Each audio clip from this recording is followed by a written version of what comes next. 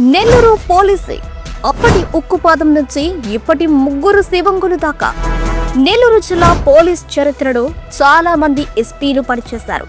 కానీ crime control అంటే ఏంటో చూపించి ప్రజల మదిలో నిలిచిపోయిన అధికారులు మాత్రం కొందరే.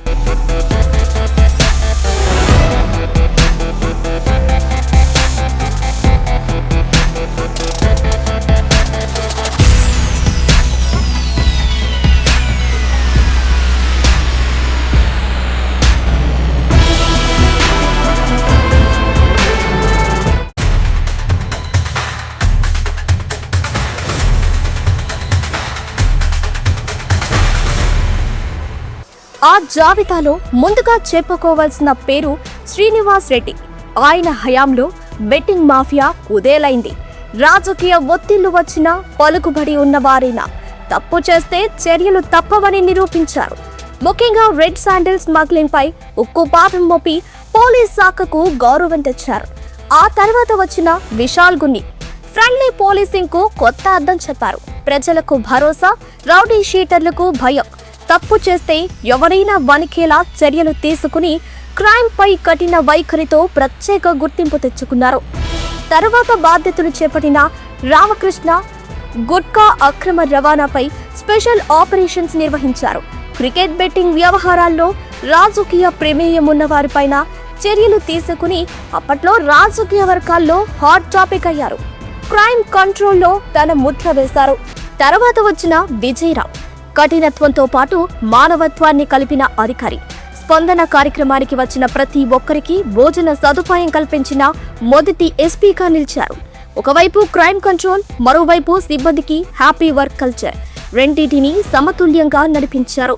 అలాగే సెంథిల్ కుమార్ హయాంలో ఎర్రచందనం అక్రమ రవాణాపై కుపాదం మోపారు. అందులో రాజకీయ నాయకుడు ఉన్నా, ఎమ్మెల్యే ఉన్నా ఎవ్వరినీ వదలకుండా చర్యలు తీసుకున్నారని పేరు తెచ్చుకున్నారు.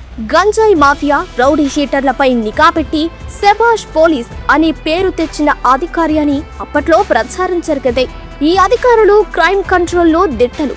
ఆ తర్వాత వచ్చిన వారు వ్యవస్థను కొనసాగించిన పెద్దగా ప్రత్యేక ముద్ర మాత్రం కనిపించలేదు. ఇప్పుడు నెల్లూరులో ముగ్గురు శివంగులు.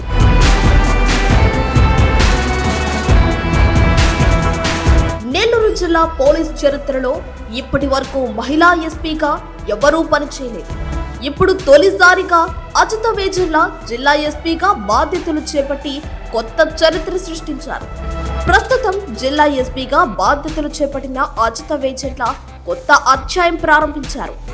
ఆమెతో పాటు ఏఎస్పీలు దీక్ష, సౌజన్య ఈ ముగ్గురు కలిసి క్రైమ్ పై ఫోకస్ పెంచారు.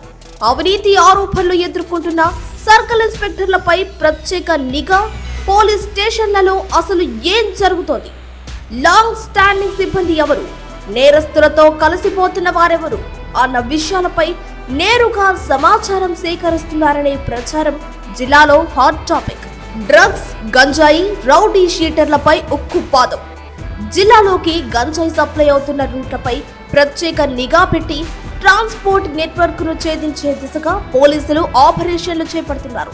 యువతను లక్ష్యంగా చేసుకుని జరుగుతున్న డ్రగ్స్, గంజాయి వ్యాపారంపై కఠిన చర్యలు తీసుకుంటూ సరఫరా గొలుసును పూర్తిగా తెంచేలా ప్రణాళికలు అమలు చేస్తున్నారనే సమాచారం. తప్పు చేయాలంటే ముందుగా పోలీస్ గుర్తుకు రావాలి అన్నట్లుగా చర్యలు.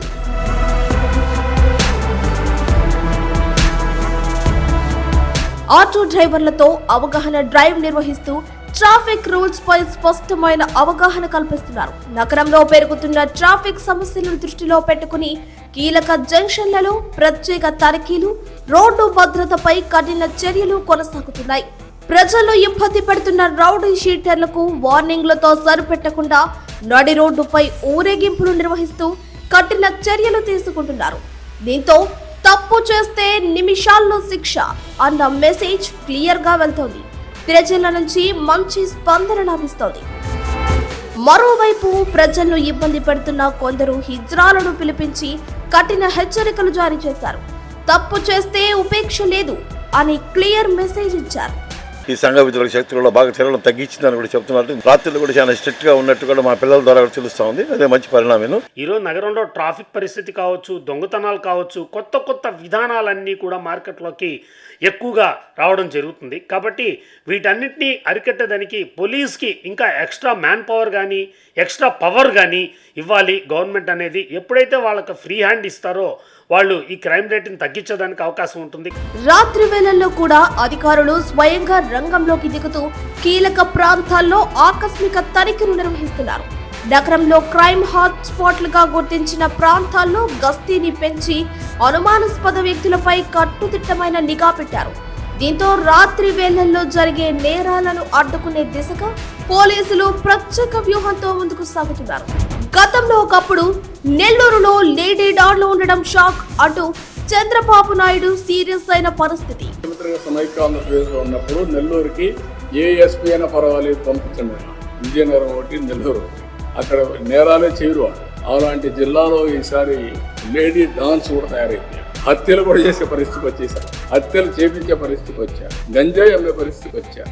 ఇప్పుడు మాత్రం పరిస్థితి మారింది. నెల్లూరులో 3 శివంగులు ఉన్నారు అని చెప్పేలా పోలీసింగ్ కొనసాగుతుంది.